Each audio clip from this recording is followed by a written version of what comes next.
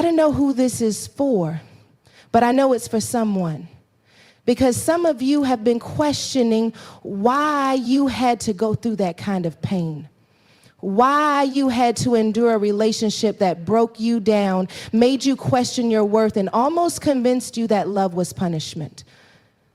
But I came to tell you something today, and I need you to lean in because the truth is about to set you free.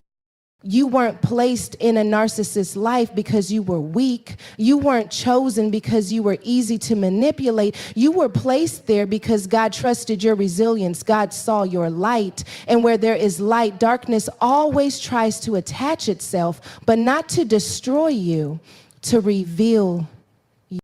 From the moment you walked into that relationship, whether it was romantic, platonic, or even a family bond, you felt everything so deeply. You noticed the little shifts in tone, the silent pain behind the words, the need behind the anger. You saw someone broken, someone complicated, someone lashing out, and instead of running, your heart leaned in.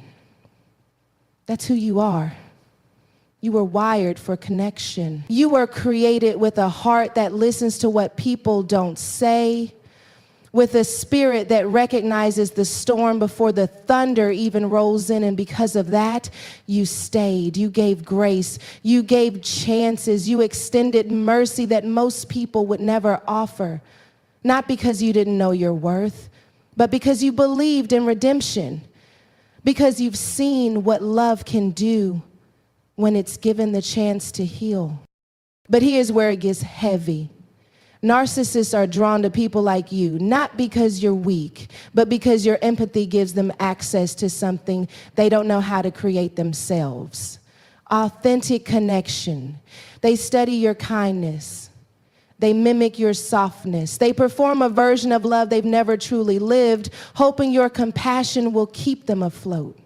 And it works. For a while, because your empathy begins to do what it always does. It sees the child inside the chaos. It sees the pain behind the performance. And you try to fix it. You try to heal it. You try to love it into becoming. But that's not your role. You weren't placed in their life to be their savior. You were placed there to awaken, to see your own patterns, to understand that empathy without boundaries is self-betrayal, to recognize that while your gift is sacred, it is not to be sacrificed. You see, God didn't give you that heart so it could be used, manipulated, and discarded. He gave it to you because this world needs healing, and healing doesn't come from force, it comes from presence. It comes from people who can sit in discomfort, who can offer love without agenda, who can speak truth in a way that breaks chains instead of spirits. And that's who you are.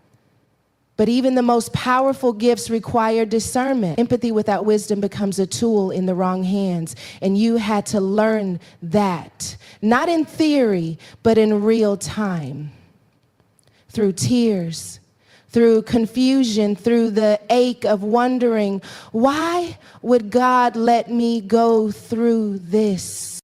But here's the truth. He lets you go through it because he knew it wouldn't break you, it would build you.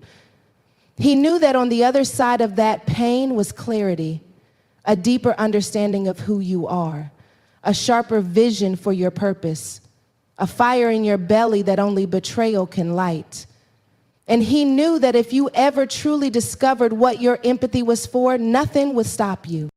You see, it's not just about feeling for people, it's about seeing them, holding space, setting the atmosphere for healing, but never becoming the source.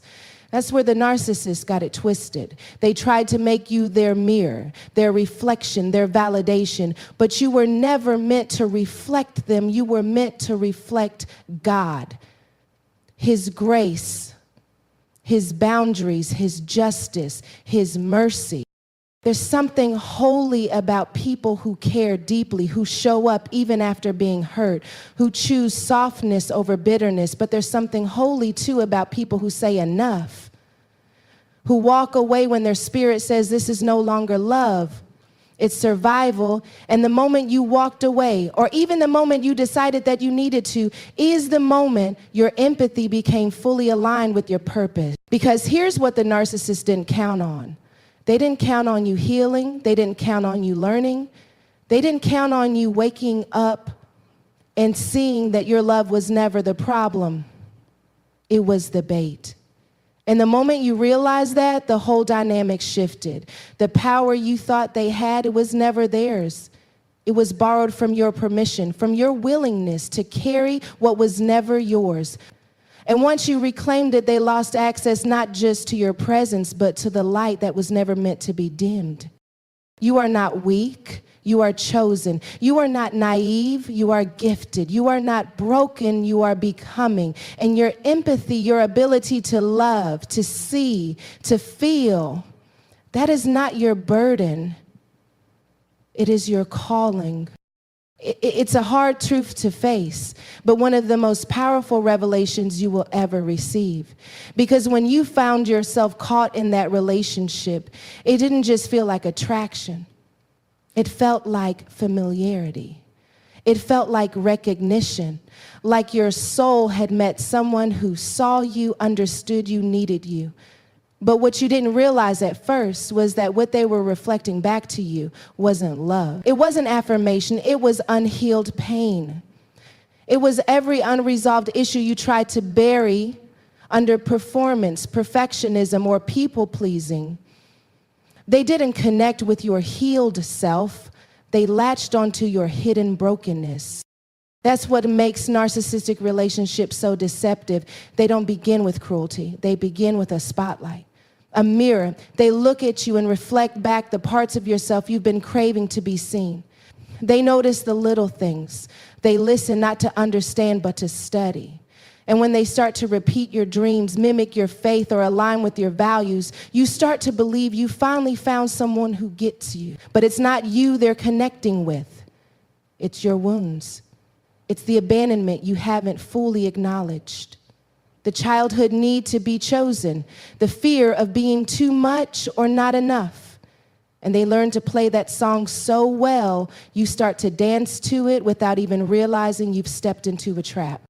They saw your kindness, yes, but they also saw your insecurities. They recognized your loyalty, but they also sensed your fear of being left. And instead of honoring that, instead of loving you in a way that helped heal it, they used it. Because narcissists don't relate to people, they manipulate them. And the more you gave, the more they took. The more you explained yourself, the more they twisted your words. The more you loved them, the more they made you question if you were loving right. That's not connection. That's control. That's not intimacy. That's illusion. But let's be real. The part that hurts the most isn't just what they did to you. It's what you let happen. It's the way you silenced your voice to keep peace. It's the way you shrunk your light to make room for their shadow. It's the way you blamed yourself for the tension in the room, even when you were the one being mistreated. And you start to wonder, was I the problem? No, baby, you weren't the problem. But there was a problem, one that existed long before the narcissist entered your life, a gap in your soul, a place that still believed love had to be earned. That being chosen required struggle, that showing up meant self-abandonment. The narcissist didn't create that wound, they exposed it. And that is where the shift begins. Because once you understand that they weren't mirroring your worth, they were mirroring your wounds, you can stop taking their behavior as evidence of who you are. You can stop replaying every argument in your head trying to find the flaw in yourself. You can stop idolizing the version of them that showed up in the beginning, hoping that with enough patience or prayer they'll return. That version wasn't real.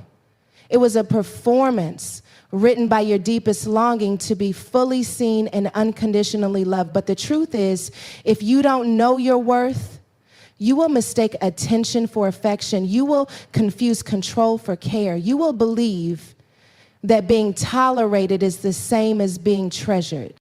Let's just say it. The narcissist didn't love you the way you deserved, not because you were unlovable, but because you were asking someone else to validate a value that was already within you. And when someone lacks the capacity to love in a healthy way, they will take advantage of anyone who doesn't fully believe they deserve better. Not because you're weak, but because you were wounded. And wounds don't just bleed, they attract. They attract lessons, they attract patterns, they attract moments that break you so deeply you're forced to choose, repeat, or heal. That's what this experience was, a divine interruption, a soul-level awakening, a mirror not just of who they were, but who you were still becoming. Because if the wound hadn't been there, their manipulation wouldn't have worked. If the insecurity hadn't been lingering, their tactics wouldn't have landed. If the belief that you had to earn love hadn't been present, you wouldn't have stayed when love became abuse in disguise. That's not a reason to blame yourself. It's a reason to heal yourself. Because now you see it. Now you know. And when you know better, you can choose better, not just in others, but in how you see yourself. You see, the narcissist was never capable of loving you at the level you deserve, not because you were too much, but because they were too empty. They wanted to drink from your well without ever digging their own.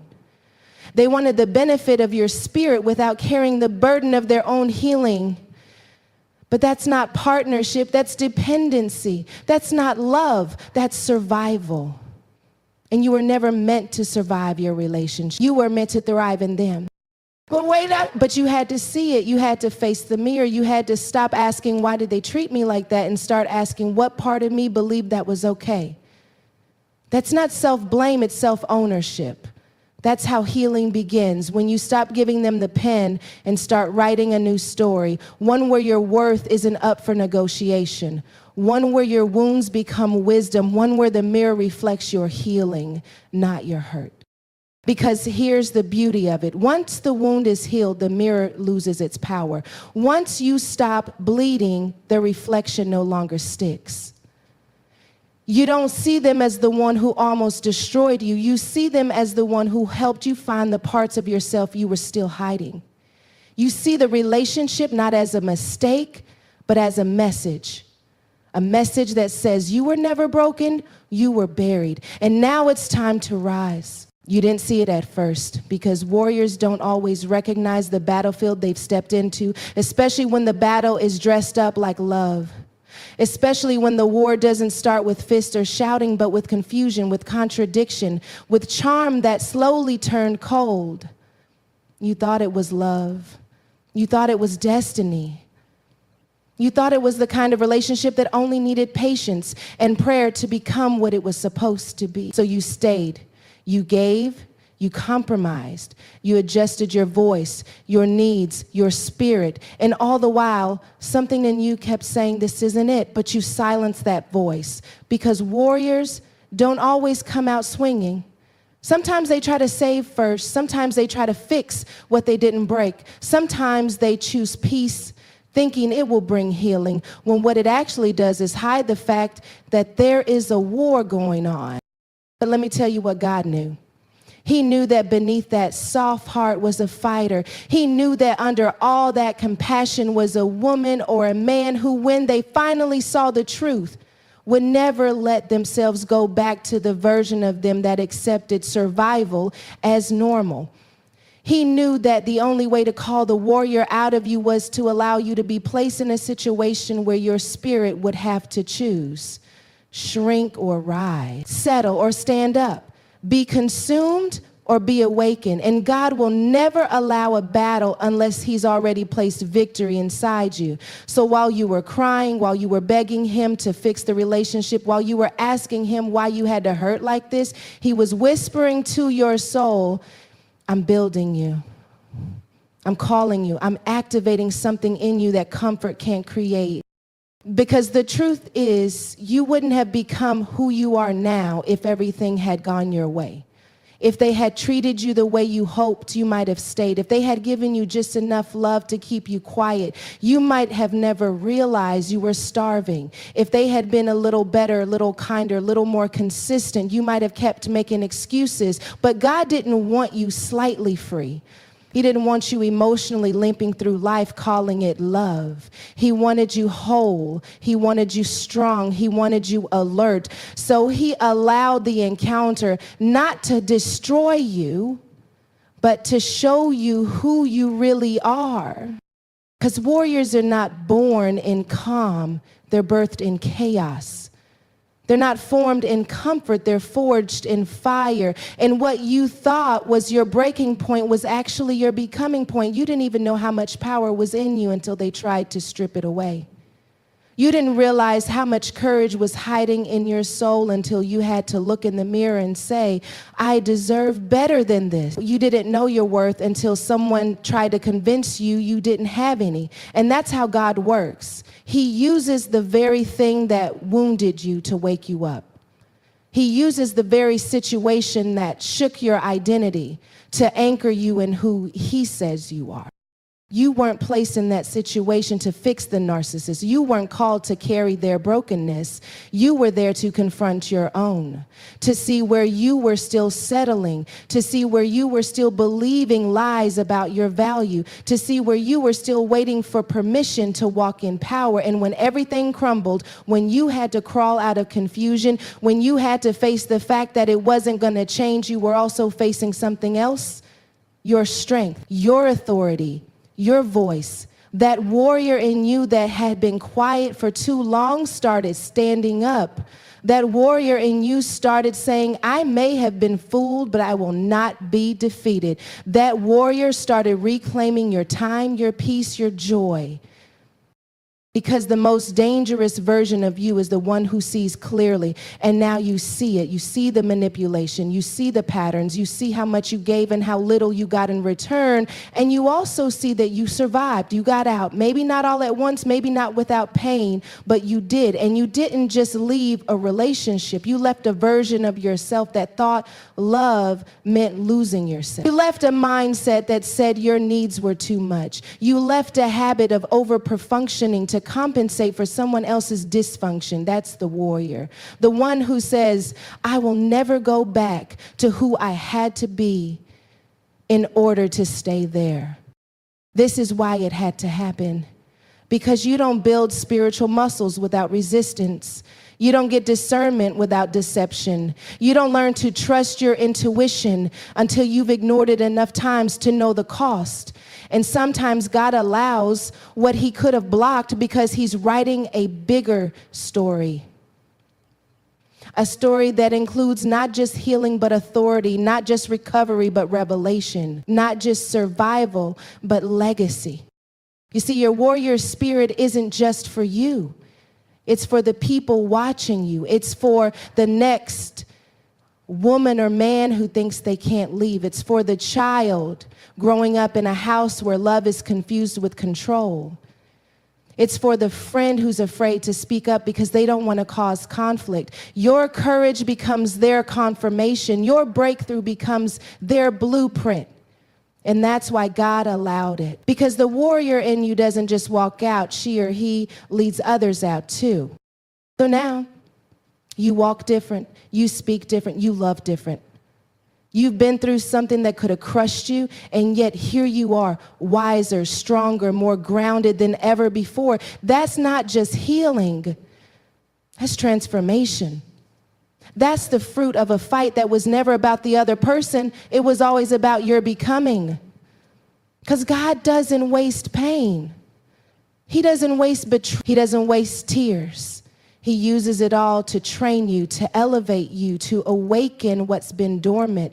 And now that you're awake, now that the warrior in you has risen, there's no turning back. Yes. You thought it was about them. You thought maybe you were the answer to their brokenness, the light in their darkness, the calm in their chaos. You thought that if you just loved them hard enough, stayed long enough, forgave often enough, prayed consistently enough, they would change. that maybe you were the one God placed in their life to help them finally become who they were always meant to be. And that belief, rooted in goodness, drenched in compassion, became the thing that kept you in a place that was slowly draining the very life out of you. It wasn't because you were foolish, it was because you were faithful. Because you've always seen potential in people, because you know what transformation looks like, and you wanted that for them. You believed in their better. You hoped for their healing. You stayed when others would have left. And part of you even thought that was what God wanted from you. To endure, to intercede, to be the bridge between who they were and who they could become. But what if I told you that you misunderstood the assignment? That your presence in their life was never about saving them, but about finding yourself. That the entire experience, as painful and confusing and heartbreaking as it was divinely designed not to show you who they were, but to show you who you are.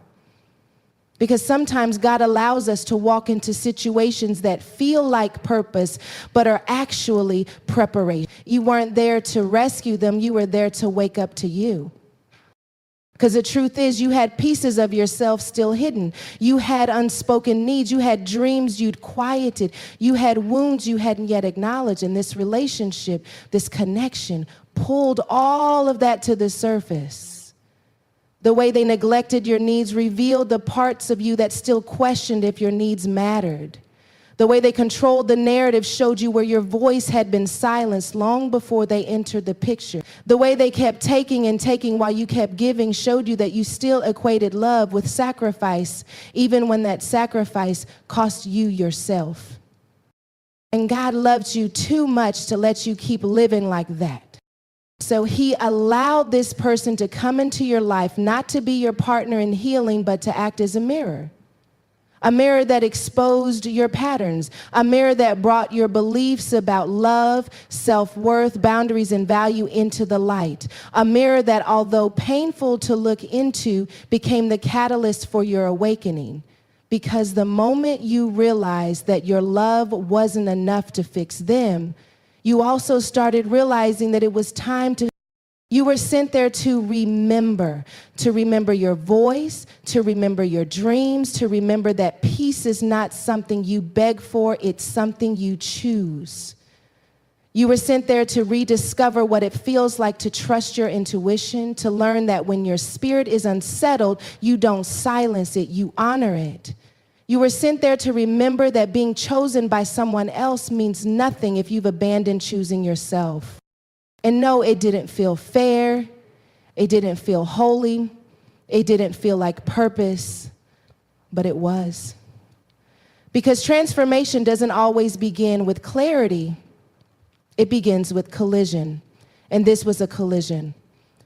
Between the version of you who was trying to earn love and the version of you who was born worthy of it. Between the child in you who wanted to be enough and the woman or man in you who finally decided to stop settling for almost. Between the you that needed to prove your value and the you that knows your value is not up for negotiation. You weren't sent to save them. You weren't called to be their fixer, their crutch, their emotional punching bag. That was never God's plan for you. You were sent to discover just how powerful you are when you stop handing your identity to people who are too broken to hold it. You were sent to find the courage to walk away, not because you hate them, but because you finally love yourself enough to stop bleeding for someone who won't even admit they're hurting. You were sent to reclaim your boundaries, to rebuild your voice, to reintroduce yourself. Because before this, maybe you didn't know how strong you were. Before this, maybe you didn't know how much you were caring. Before this, maybe you thought that love had to hurt, that relationships had to cost you something precious in order to be real. But now you know better. Now you've seen the truth. Now you've stood in the ashes of something that was supposed to be sacred and realized that sacred doesn't mean staying silent. That holy doesn't mean unhealthy. That commitment doesn't mean captivity. And even though it broke you, it also built you, it taught you, it stretched you, it grew you, it sent you back to God, back to your soul, back to the parts of yourself you hadn't visited in years. And in that space, after the fallout, after the disappointment, after the tears, you found clarity, you found resilience, you found the you that doesn't explain your worth, the you that doesn't explain your worth, the you that knows peace is your standard, not your reward. And this was never about saving them. That was never your cross to carry. That was never your battle to fight. You can love someone and still walk away. You can believe in their potential and still protect your peace. You can hope for their healing without sacrificing your own. You were never supposed to burn yourself out trying to light their path. You were supposed to walk your own path, and in doing so, discover that everything you thought you needed from them was already living inside of you. People thought they were the reason for the season, but they were the classroom. And the real lesson was you, the strength of your spirit, the beauty of your heart, the unshakable value that no manipulation could destroy. You weren't sent to save them. You were sent to discover that you never needed saving in the first place. You just needed remembering.